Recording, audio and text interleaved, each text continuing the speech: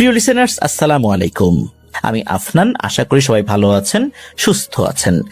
এই ঘটনাটি শুনলে আপনাদের শরীর শিউরে উঠবে। এই ঘটনাটি আমাদেরকে যিনি পাঠিয়েছেন, ওনার নাম মোহাম্মদ সোহানুর রহমান। ওনার বাড়ি নাটোর জেলার লালপুর উপজেলার বিলমারিয়া ইউনিয়নের মোহরকয়া গ্রামে। ওনার ঘটনাটি দুই ভাগে বিভক্ত। দুটি ঘটনা আলাদা আলাদা হলেও ঘটনার একটা জায়গায় মূল বিষয়বস্তু কিন্তু অনেকটাই একই রকম। ঘটনায় চলে যাব। ঘটনার প্রথম অংশ। এই ঘটনাটি ঘটেছিল 1984 কি 85 সালের দিকে। তখন এই সোহানুর রহমান ভাইয়ের বাবার বয়স ছিল 16-17 বছরের মতো। তখন এই সোহানুর রহমান ভাইয়ের ফুপা, অর্থাৎ এই সোহানুর রহমান ভাইয়ের বাবার দুলা ভাই যিনি, উনি ওই সময়ে একটা মহিষের গাড়ি চালাতেন। ফুপার নাম হচ্ছে মোহাম্মদ নবির উদ্দিন। ফুপার এই মহিষের গাড়ির মহিষ দুটো ছিল খুবই শক্তিশালী আর দেখতেও খুবই নজরকাড়া। যেমন শরীর খুবই পেশিবহুল আর দেখতেও সুন্দর, যে কেউ মহিষ দুটো দেখলে পছন্দ করবে। একদিন অন্য আরেকটি গ্রামের কিছু ফসল বয়ে উনি আর একটা জায়গায় পৌঁছে দিচ্ছিলেন। রাত হয়ে গিয়েছিল। অনেক রাত বিষয়টা এরকম না। তো উনি মহিষের গাড়িতে ফসল লোড দিয়ে যে পথ দিয়ে যাচ্ছিলেন, মাঠের ভেতরে চওড়া মেঠো পথ, দুপাশে ফসলি জমি। বর্ষাকালে এই জমিগুলো পুরোটাই পানির নিচে তলিয়ে যায়। তখন মানুষজন সেখানে মাছ টাছ ধরে আর কি। তখন অবশ্য পানি ছিল না, ওই সময় বর্ষাকাল ছিল না। তো রাতে যখন আসছিলেন, চাঁদের আলো মোটামুটি ভালোই ছিল, পথ চলতে অসুবিধা হচ্ছিল না। শুনশান নীরব রাস্তা। ফুপা আর তার এই মহিষ দুটো ছাড়া রাস্তায় কোনো মানুষকেই দেখা যাচ্ছে না, অন্য কোনো প্রাণীকে উনি দেখছেন না। ফুপা গাড়ি নিয়ে যখন ওই রাস্তা ধরে অনেকটা পথে পার করে এসেছেন, ঠিক তখনই ফুপা দেখতে পান সামনের দিক থেকে সাদা একটি আলো, হারিকেন জ্বললে যেমন আলোর মতো হয় না, ওই রকম একটা গোল টাইপের আলো, ছোট একটা আলো আর কি। এই আলোটা সামনের দিকে এগিয়ে আসছে। উনি শুরুতে মনে করেছিলেন যে হারিকেন হাতে নিয়ে কেউ একজন আসছে, কিন্তু পরে ওনার ভুল ভাঙে। আবার উনি চিন্তা করেছিলেন বড় আকারের কোনো জোনাকি পোকা কিনা, কিন্তু জোনাকি পোকা তো জলে নেভে, ওটা কিন্তু ওরকম হচ্ছিল না, একদম স্থির ছিল। তার আলোটা স্থির ছিল, কিন্তু এগিয়ে আসছিল মহিষের গাড়ির দিকে। ফুপা দেখতে পেলেন ওই আলোটা ভাসতে ভাসতে এগিয়ে এসে ওনার একটা মহিষের গায়ে লাগলো, আর একটা মহিষের গায়ে লাগলো। এরপর আলোটা ভ্যানিশ হয়ে গেল। আর ঠিক ওই সময়ে একটা মহিষ থরথর করে কাঁপাকাঁপি শুরু করলো, আর সাথে সাথে মাটিতে বসে পড়লো, বসে পড়েই শুয়ে পড়লো। এরপর হাত পা নড়াচড়া করতে করতে একটা সময় মহিষের নড়াচড়াটা বন্ধ হয়ে যায়। ফুপা বুঝতে পারলেন ওই মহিষটি ওখানেই মারা গেছে। এবার অন্য মহিষটা পাগলের মতো চিৎকার চেঁচামেচি শুরু করেছে, আর এমন ভাবে ছোটাছুটি করেছে ওই মালটানা গাড়ি থেকে নিজের শরীরকে বিচ্ছিন্ন করে ফেলে, অর্থাৎ যে দড়ি বা অন্য কোনো কিছু দিয়ে আটকানো থাকে সেখান থেকে সে বিচ্ছিন্ন হয়ে যায়। সে মাঠের ভিতরে নেমে যায়, ছোটাছুটি করতে থাকে, চিৎকার করছে, ছোটাছুটি করছে। দৌড়াতে দৌড়াতে একটা সময় মাঠের মধ্যে মিলিয়ে যায়। এই ঘটনা দেখে ফুপা তো খুব ভয় পান। উনি গাড়ি থেকে নেমে হাঁটা শুরু করেন। উনি বাড়ির দিকে যাচ্ছিলেন। উনি ভেবেছিলেন যে এলাকায় গিয়ে লোকজন সাথে করে নিয়ে এসে মহিষটাকে খুঁজবেন। তা উনি রওনা তো দিয়েছেন। যেই পথ দিয়ে উনি যাচ্ছিলেন, কিছুটা পথ আসার পর ওখানে ছোট্ট একটা কালভার্ট বা ব্রিজের মতো পড়ে। উনি যখনই ব্রিজের কাছাকাছি এসেছেন, তখন দেখেন ব্রিজের অপর পাশে, মানে উনি যেদিকে যাবেন, ব্রিজের তো দুই পাশে ঢালু থাকে, ঢালু অংশটা বেয়ে যখন উপরে উঠেছেন, তখন দেখেন অপর পাশের ঢালু অংশে বেশ মোটা কালো আকৃতির কোন একটা মানুষ দাঁড়িয়ে আছে। উচ্চতা খুব যে বেশি তা না, মোটামুটি স্বাভাবিকই বলা চলে। ওই জিনিসটা যখন উনি দেখেছেন, তখন ফুপা বেশ ভয় পান, কারণ একটু আগেই একটা ভয়ঙ্কর ঘটনা ঘটে গেছে। এই জিনিসটা এখানে দাঁড়িয়ে আছে, ঘটনাটা কি? এই চিন্তা করতে করতেই ওই জিনিসটা নাকি সুরে বলে ওঠে, কিরে নবীর, আয়, এদিকে আয়, বাড়ি যাবি না? আয়, তোকে বাড়ি পৌঁছে দেই, আয় আয় আয়। এই কথা বলেই নাকি, বা এই কথা বলার সাথে সাথে ওই অবয়বটা এই নবীর ফুপার দিকে এগিয়ে আসতে শুরু করে। এটা দেখে ফুপা আর নিজের জ্ঞান ধরে রাখতে পারেননি, উনি ওখানেই জ্ঞান হারিয়ে পড়ে যান। পরের দিন সকালবেলা মাঠে কাজ করতে যাওয়ার সময় লোকজন ওনাকে ওই অবস্থাতেই দেখতে পায়। এরপর ওনাকে ধরাধরি করে বাড়িতে নিয়ে যান। ওনার যখন জ্ঞান ফেরত আসে, সবাই জিজ্ঞেস করে কি হয়েছিল, উনি সব কথা খুলে বলেন। উনি বলেন যে তাড়াতাড়ি যেতে হবে, আমার ওই মহিষটা কোন দিকে গেল, আবার একটা মহিষ মরে পড়ে আছে, সেটার একটা বন্দোবস্ত করতে হবে। তো উনি বাড়ির সদস্যদেরকে নিয়ে যখন ওই জায়গাতে গিয়েছেন, উনি দেখেন যে ফসল বোঝাই গাড়িটা ঠিকই ওখানে পড়ে আছে, আর যেখানে ওনার মৃত মহিষটা পড়েছিল ওখানে কোনো মহিষই নেই। আর ওই যে মহিষটা যেটা দৌড়ে মাঠের ভিতরে চলে গিয়েছিল, ওইটা মাঠের কোনো এক কোনায় মৃত অবস্থায় পড়েছিল। এই ঘটনার 3-4 দিন পরের ঘটনা। তো এই যে ঘটনাটা ঘটলো, এটার পরে কিন্তু ফুপার কোনো সমস্যা হয়নি, জ্বরও আসেনি বা এমন কোনো কিছুই হয়নি। তো এই ঘটনা 3-4 দিন পরে একটা ঘটনা ঘটে। সেটা হলো যে ফুপা তো আসলে তার এই প্রিয় মহিষ দুটোকে হারিয়ে খুব মনের কষ্টে ছিলেন। কেন এমনটা হলো, কি কারণে হলো, উনি কিছু বুঝতে পারলেন না। কেউ কেউ বলে যে রাতের বেলা আসার সময় হয়তো বা কোনো দেও ধরেছিল, দানব ধরেছিল। তো এটা নিয়ে উনি ওই সময় কোনো কবিরাজের কাছে যান নাই অবশ্য।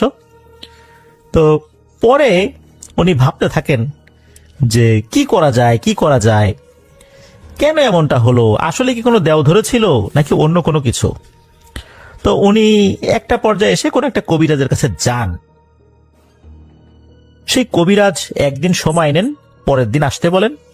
পরের দিন যখন যান, ওই কবিরাজ বলেন যে এই ফুপার এই যে দুটো মহিষ, এই মহিষ দুটোর উপর তারই এক প্রতিবেশীর খুবই বদনজর ছিল। এই মহিষ দুটোকে দেখে সে খুবই হিংসা করত।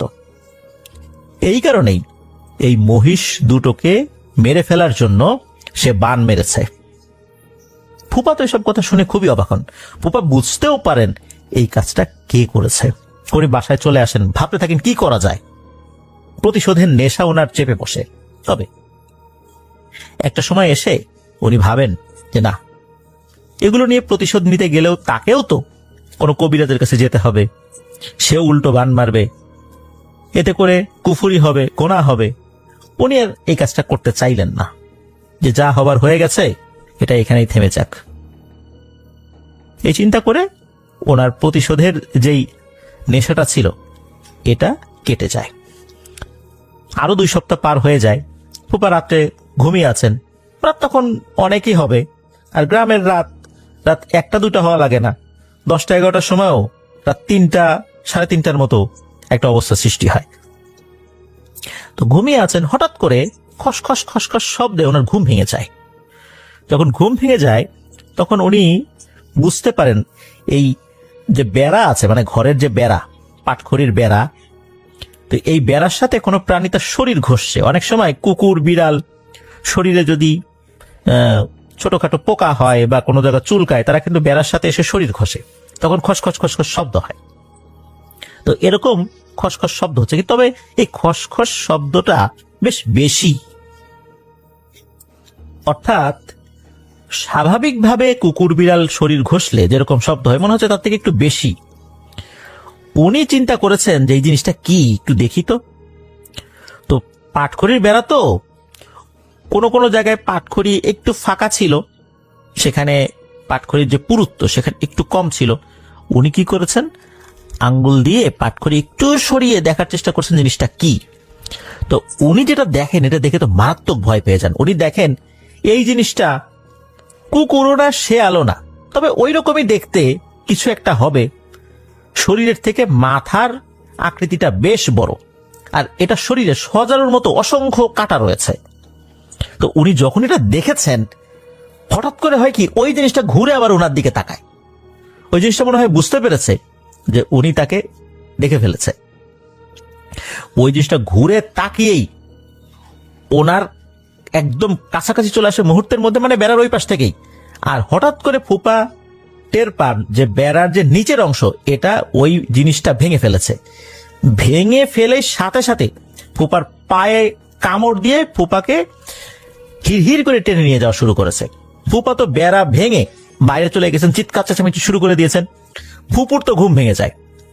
ফুপু উঠে দেখেন এই অবস্থা, ফুপাকে টেনে নিয়ে যাচ্ছে। উনি তো চিৎকার চেঁচামেচি শুরু করছেন যে এই ঘটনা, লোকজন চলে আসছে। তখন লোকজন কি হয়েছে, এই ঘটনা, কোন একটা প্রাণী নিয়ে যাচ্ছে। লোকজন তো হারিকেন, টর্চ লাইট, মানে যার কাছে যেটা ছিল নিয়ে বের হয়েছে, আশেপাশে খুঁজতে থাকে।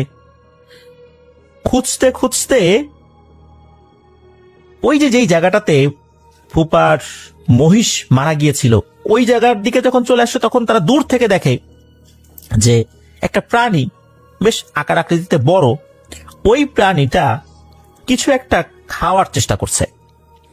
তখন ওনারা দূর থেকে টর্চ লাইট মেরেছেন, দেখেন যে আসলেই এটা শেয়ালও না কুকুরও না, আকার আকৃতিতে বেশ বড়, মাথাটাও বেশ বড়, আর সমস্ত শরীরে কাটা রয়েছে, সজার মতো কাটা রয়েছে।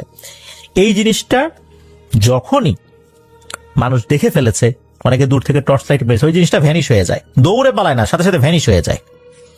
তো লোকজন তো কাছে চলে গিয়েছে, সবাই গিয়ে দেখে যে ফুপা অজ্ঞান অবস্থায় পড়ে আছে।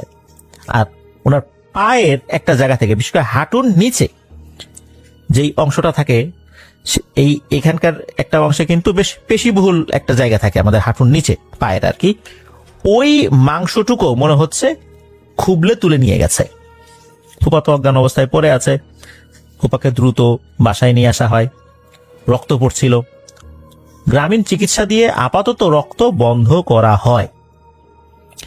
তো ফুপার জ্ঞান ফেরত আসে পরের দিন। ওই দিন থেকেই, অর্থাৎ সকাল থেকেই মনে হচ্ছে যে ফুপার পায়ের ওই অংশে পচন ধরেছে। খুব দ্রুত তার শারীরিক অবস্থার অবনতি হতে থাকে। ফুপা নাকি চোখ বন্ধ করলেই ওই কাটাওয়ালা ওই অবয়বটাকে উনি স্বপ্নে দেখতেন। ওই অবয়বটা নাকি তাকে বলতো, তোকে আমি নিয়ে যাবো রে নবীর, তুই আমার সাথে চলে আয়, কেউ তোকে আটকাতে পারবে না আমার থেকে, আর আমি তোকে নিয়ে যাবই। 7 থেকে 10 দিন অসুস্থ থাকার পর ফুপা ইন্তেকাল করেন। ওনার মৃত্যুতে পুরো পরিবারের শোকের ছায়া নেমে আসে। ওনার মৃত্যুর পরে আর কখনোই কারোর সাথে কোনো প্যারানরমাল বিষয় ঘটেনি, বিশেষ করে ওনার পরিবারের সাথে আর কি।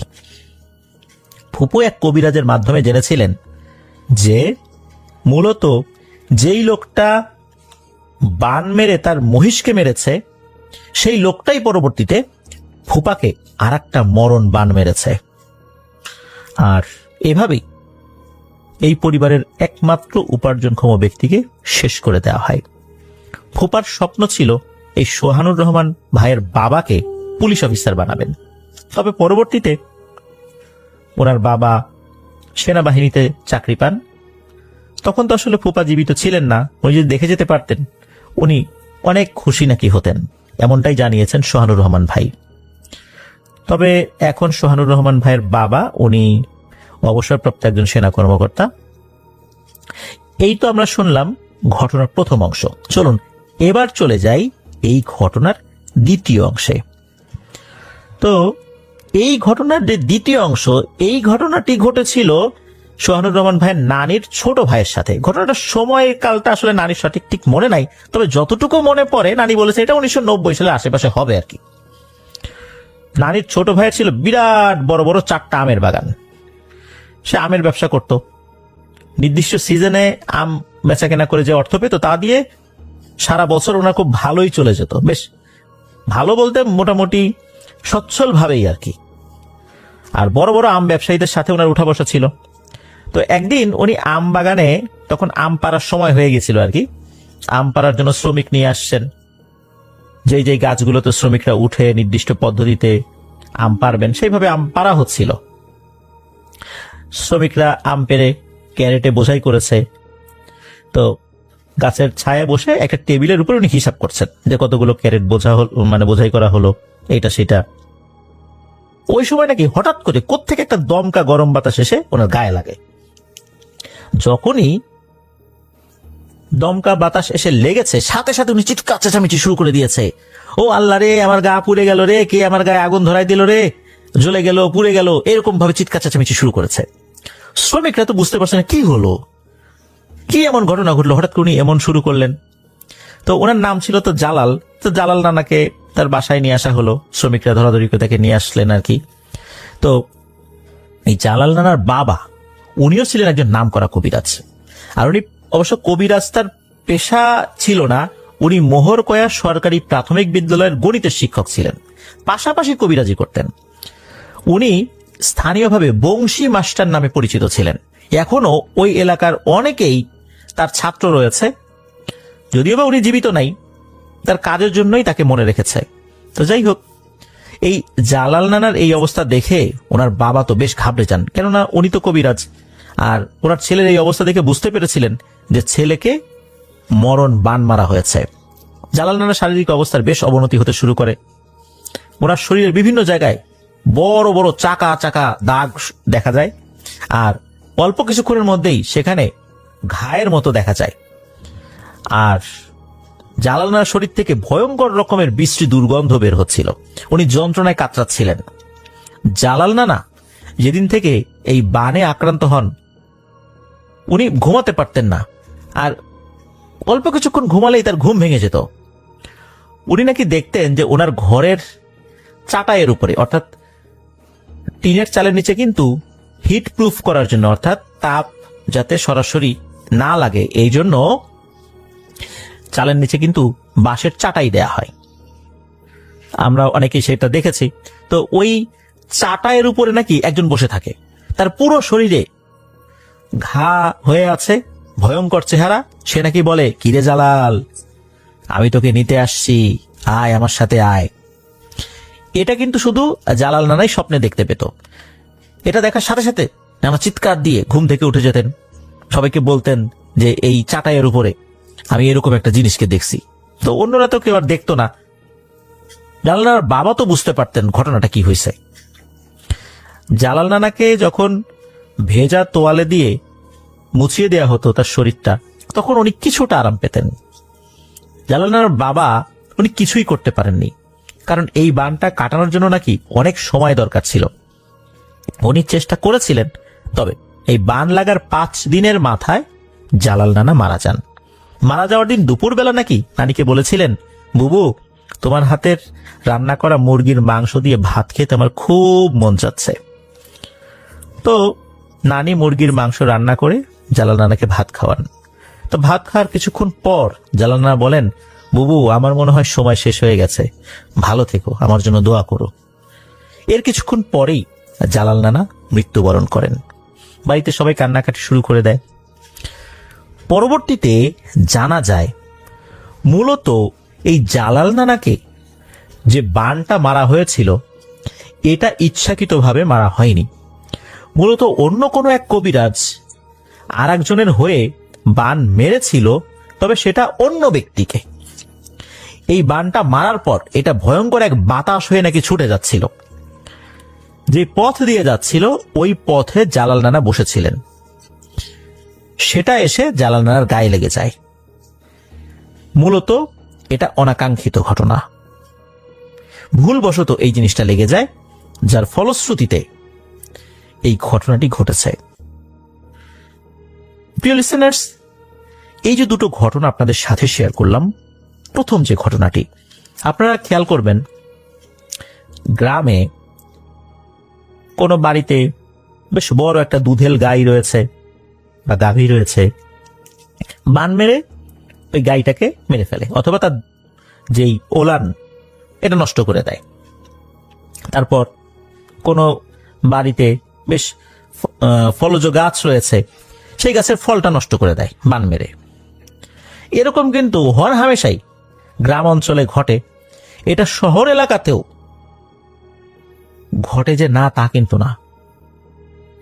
আর বদনজরের ব্যাপারটা তো রয়েছেই, এটা আপনারা সকলেই জানেন। আপনারা খোঁজ নিলে জানতে পারবেন গ্রামে এই ধরনের বান মারার ব্যাপারগুলো হর হামেশাই ঘটে। হিংসার বশবর্তী হয়ে এই কাজগুলো অনেকেই করে থাকেন। আর দ্বিতীয় অংশ যেটা এই ঘটনার, সেখানে কিন্তু এক অদ্ভুত বিষয় জানতে পারলাম। যখন বান মারা হয় এটা গরম বাতাস হয়ে ছুটে যায়। বান শব্দের অর্থ কিন্তু তীর, স্বর বা তীর। এটা তীরের মতোই ছুটে যায় গরম বাতাস হয়ে। যদি কারো গায়ে লেগে যায় কোনো কারণে, তাহলে কিন্তু সে আক্রান্ত হয়। এই ঘটনা থেকে এমনটাই জানতে পারলাম। আসলে খুবই মর্মান্তিক একটি ঘটনা ছিল, যেখানে দুটো মানুষের নির্মম মৃত্যু আমরা দেখেছি। প্রথমটা হিংসার বশবর্তী হয়ে একজন নিরীহ মানুষকে হত্যা করা হয়, আর দ্বিতীয় ঘটনা অনাকাঙ্ক্ষিত ভুলবশত একজন বানের শিকার হয়ে যায়। আল্লাহ আমাদেরকে হেফাজত করুন। প্রিয় লিসেনার, সবসময় বলি যে আমরা যতই নিজেদের জন্য নিরাপত্তা বলয় তৈরি করি না কেন, আল্লাহ যদি আমাদেরকে হেফাজত না করেন, কোনোভাবেই আমরা বাঁচতে পারবো না এই ধরনের সমস্যা থেকে। এই জন্য আমরা আমাদের নিরাপত্তার দায়িত্ব আল্লাহর উপর ছেড়ে দিব, এটা যেমন সত্য, আর সেই সাথে আমাদের যে ডিফেন্স লেয়ার বা নিরাপত্তা বলয়, এই জিনিসটা মেইনটেইন করার জন্য সেলফ রুকিয়া সেগুলো আমরা করার চেষ্টা করবো ইনশাল্লাহ সব সময়। ধন্যবাদ জানাচ্ছি সোহানুর রহমান ভাইকে ওনার পাঠানো এই ঘটনার জন্য।